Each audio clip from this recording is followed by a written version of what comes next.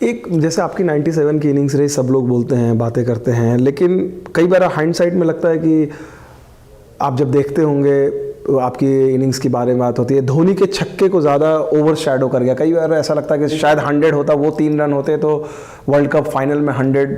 उससे क्या फ़र्क पड़ता? आज महिला जयवर्धने के 100 को तो कोई भी नहीं पूछता। अगर मुझसे एक रात पहले वर्ल्ड कप फाइनल के कोई ये पूछता कि 97 आप बनाएंगे और वर्ल्ड कप जीते हुए, तो आप 97 लोगे या 100 बना के वर्ल्ड कप ना जीतना लोगे?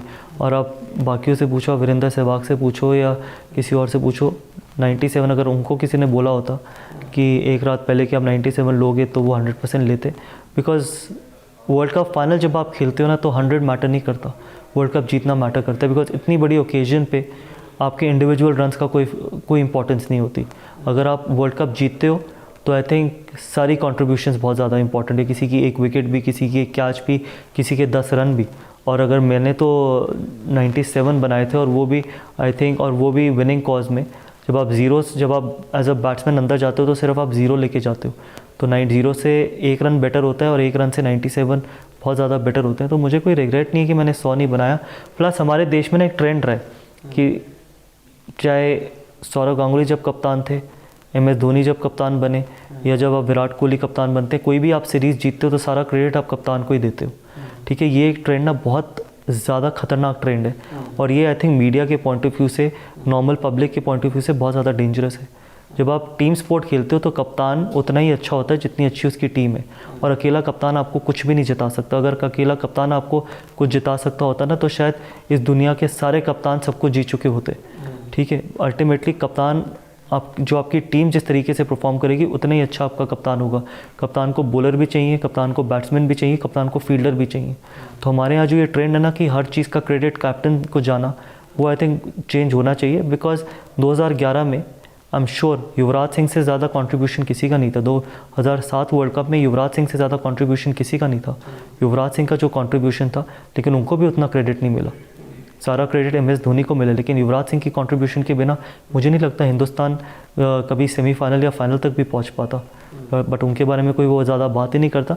ये बहुत अनफॉर्चुनेट चीज़ है, बिकॉज उस टूर्नामेंट में 2007 T20 टूर्नामेंट वर्ल्ड कप में 2011 में हरभजन सिंह का कंट्रीब्यूशन था, ज़हीर खान का कंट्रीब्यूशन था, I think Sachin highest run getter थे। लेकिन बात हम हमेशा ये करते हैं कप्तान की, वो बहुत ज़्यादा अनफॉर्चुनेट है। गौतम, ये बात आपने पहले भी कही थी 2011, मुझे याद है पहले इंटरव्यूज़ में भी, कि कप्तान, जो आपकी एक बड़ी स्ट्रॉन्ग ओपिनियन है कि कप्तान सब कुछ नहीं, ज़रूरत से ज़्यादा हम लोग तवज्जो देते हैं। इसको कई सर्कल में आज चूँकि आप रिटायर कर चुके हैं, ऑब्वियसली आप बात करें, लेकिन आप ये बात पहले भी कर चुके हैं। कई जगह इसको गलत रीड किया गया, ऐसा इस तरह से रीड किया गया कि नहीं, गौतम गंभीर को अनकम्फर्टेबल है MS धोनी के साथ कैप्टन से, कई इस तरह की बातें रही हैं। लोगों का काम है कहना, इस देश में इतने ज़्यादा लोग हैं कि आप सबका मुँह नहीं बंद कर सकते, और लोगों का काम है कहना, उसमें कोई प्रॉब्लम नहीं। तो MS के साथ आपके कैसे? बहुत अच्छे रिलेशनशिप है, लेकिन मेरे व्यूज़ हैं। मेरे व्यूज़ किसी और को देख के कभी चेंज नहीं होंगे। मैं सर्टन प्रिंसिपल्स पे रहा हूँ। मैंने जब मैंने क्रिकेट खेलनी स्टार्ट करी थी, तो मेरे कई प्रिंसिपल्स थे, मेरी कई सोच थी इस स्पोर्ट के बारे में, कि टीम स्पोर्ट में 15 के 15 खिलाड़ी उतने इंपॉर्टेंट है जितना इंपॉर्टेंट एक कप्तान है। अगर इंडिविजुअल इतना ज़्यादा इंपॉर्टेंट होना चाहिए या होता, तो उसको इंडिविजुअल स्पोर्ट खेलना चाहिए। टीम स्पोर्ट में कप्तान के जो डिसीजन सक्सेसफुल उनकी टीम बनाती है, कप्तान नहीं। कप्तान अगर कोई डिसीजन लेता है तो उसके लिए उनके पास बॉलर्स भी होने चाहिए वो प्लान या वो डिसीजन एग्जीक्यूट करने के लिए, बैट्समैन भी होने चाहिए वो डिसीजन को बैक करने के लिए। ठीक है, कप्तान ने अगर डिसीजन बनाया और दूसरे के पास इतनी क्वालिटी ही नहीं है कि वो एग्जीक्यूट कर सके, तो वो कप्तान का डिसीजन कैसे सक्सेसफुल होगा? कप्तान का डिसीजन तभी सक्सेसफुल होगा जब उसका प्लेयर उसको सही तरीके से एग्जीक्यूट करेगा टीम स्पोर्ट में। तो फिर सारी इंपॉर्टेंस कप्तान को क्यों? मैं पहले भी ये बात बोली है और मैं आज भी ये बात बोलता हूँ, मैं पूरी ज़िंदगी ये बात बोलूँगा। मैं सिर्फ MS धोनी के लिए नहीं, मैं विराट कोहली के लिए भी ये बात बोलता हूँ कि आप सारा क्रेडिट विराट कोहली को नहीं देंगे। आपके पास रोहित शर्मा है, रहाणे है, पुजारा है, आई थिंक ये आपके पास बुमराह हैं, अश्विन है, जडेजा है। आई थिंक ये सब लोग बहुत इंपॉर्टेंट हैं अभी इंडियन क्रिकेट के लिए।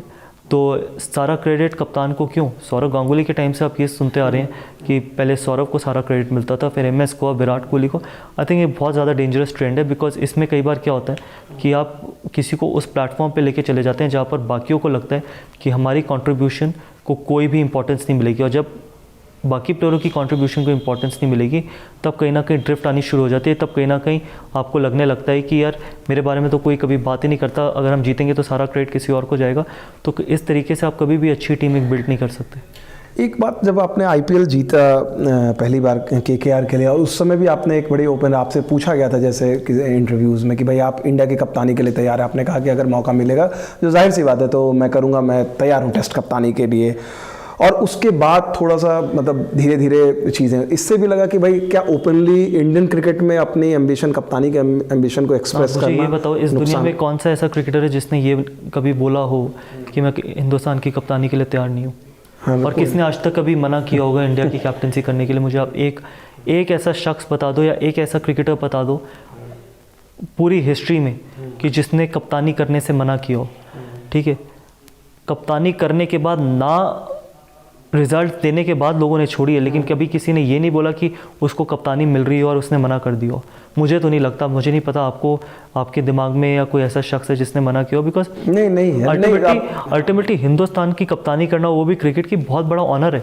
हिंदुस्तान की कप्तानी करना किसी भी चीज़ में बहुत बड़ा ऑनर है, चाहे वो किसी भी स्पोर्ट में हो। तो अगर कोई आप किसी से भी पूछते, चाहे वो मुझसे आपने पूछा आईपीएल जीतने के बाद, तो मैंने बोला मैं तैयार हूँ। अगर आप किसी और से पूछते, वो भी यही कहता वो तैयार है। बिकॉज अल्टीमेटली आप चाहते हो कि आप देश की कप्तानी करो और अपने लीडरशिप स्किल्स दुनिया को दिखाओ। तो उसके बाद क्या हुआ क्या नहीं हुआ, दैट इज़ इररेलेवेंट। बिकॉज मुझे इन हाइंडसाइट आपको लगता है कि कभी इसका नुकसान हुआ होगा कई लोगों को, मतलब पावर्स दैट भी में कि भाई it is okay, over ambitious है, अगर पावर्स को तो आप कंट्रोल कर नहीं सकते। जिनके पास पावर है, किस तरीके से वो पावर्स यूज़ करते हैं वो उनकी मर्ज़ी है। अगर वो सही तरीके से करेंगे तो ऑब्वियसली देश आगे बढ़ेगा, अगर वो गलत तरीके से करेंगे तो देश पीछे जाएगा। अब अगर आप उस पोजीशन में हो या जिस भी पोजीशन में हो जहाँ पर आपकी ईगोज इतनी ज़्यादा है, तो मुझे नहीं लगता कि देश कभी भी आगे जा सकता है। अल्टीमेटली देश तभी आगे जाता है जब आप जिस पोजीशन में हो उस पोजीशन का सही तरीके से इस्तेमाल करो। अगर ये क्वेश्चन किसी और से भी पूछा जाता तो शायद वो भी यही आंसर देता। इसके बाद अगर किसी को बुरा लगा, किसी को अच्छा लगता है, वो मैं कंट्रोल नहीं कर सकता। मैं वही कंट्रोल कर सकता हूँ जो मैं खुद कंट्रोल कर सकता हूँ। तो आप वैसे कई कप्तानों के अंडर खेले, सौरव की, MS राहुल, अनिल भाई, इवन विराट के अंडर में भी। तो कौन सा कप्तान आपको, आप कहाँ पर सबसे ज़्यादा कंफर्टेबल रहे? मतलब आपको लगा इन सब में कप्तान तो आपने सबके नाम ले दिए, लेकिन इन सब में लीडर सिर्फ एक ही थे, वो थे अनिल कुंबले। राहुल द्रविड़, सौरव गांगुली, MS धोनी, विराट कोहली, लेकिन इन सब में लीडर सिर्फ एक ही था जिनसे मैंने बहुत कुछ सीखा है। मैंने आज तक पब्लिकली कभी ये बात नहीं बोली कि मैंने हमेशा ये बोला है कि कप्तान उतना ही अच्छा होता है जितनी अच्छी उनकी टीम होती है। लेकिन इन सब में कप्तानों के अलावा एक लीडर थे, वो अनिल कुंबले की। जिस तरीके से वो सेल्फलेस थे और जिस तरीके से वो ऑनेस्ट थे अपने प्रोफेशन को लेके, जिस तरीके से उन्होंने ऑनेस्टी से कप्तानी करी है इस देश की, शायद अगर वो इस देश की ज़्यादा कप्तानी करते तो इंडियन क्रिकेट बिल्कुल डिफरेंट लेवल पे होती।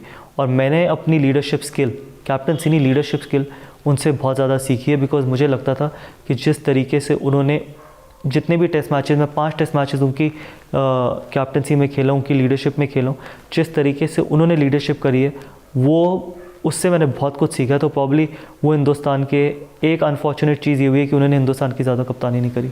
तो ऐसे में क्या आप पर्सनली मायूस हुए थे जिस अंदाज में जब इंडियन टीम के वो कोच बने और जिस तरह से हटाए गए? एब्सोल्युटली। अगर आप अपने देश के लेजेंड्स को, मुझे लगता है कि इस दुनिया में बैट्समैन जितने मर्जी रन बना लें, जितने मर्जी 100 बना लें, जितने मर्जी 1000 रन बना लें, हिंदुस्तान की हिस्ट्री में अब तक और आने वाले भी कितने सालों तक अगर कोई मैच विनर हुआ है, सबसे बड़ा मैच विनर तो वो अनिल कुंबले। अगर आप अपने लेजेंड्स को इस तरीके से ट्रीट करोगे तो आप, आई थिंक इससे बड़ा डिसग्रेस इंडियन क्रिकेट के लिए, इससे बड़ा डिसग्रेसफुल इवेंट इंडियन क्रिकेट में कभी भी नहीं था।